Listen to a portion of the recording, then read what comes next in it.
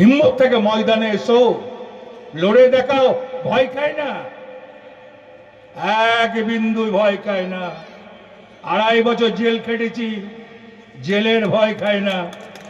মানুষের সঙ্গে আছি, সাধারণ মানুষের সঙ্গে আছি, খেটে খাওয়া মানুষের জন্য আছি, দিন মজুরের সঙ্গে আছি, বেকার ছেলে মেয়েদের জন্য আছি, কৃষকের সঙ্গে আছি, সব শ্রেণীর সঙ্গে আছি।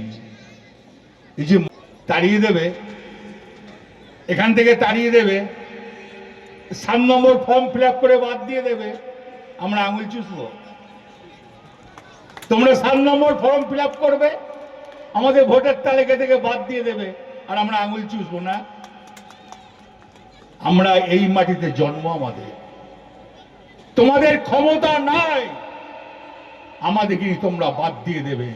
আমাদের সঙ্গে কি আছে জানো?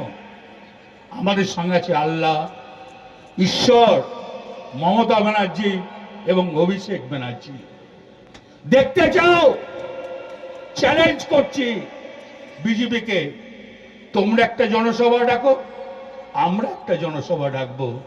যদি আমাদের লোক কম হয়, মানুষ যদি আমাদের সমর্থন না করে, ক্যান্ডিডেট দেবো না।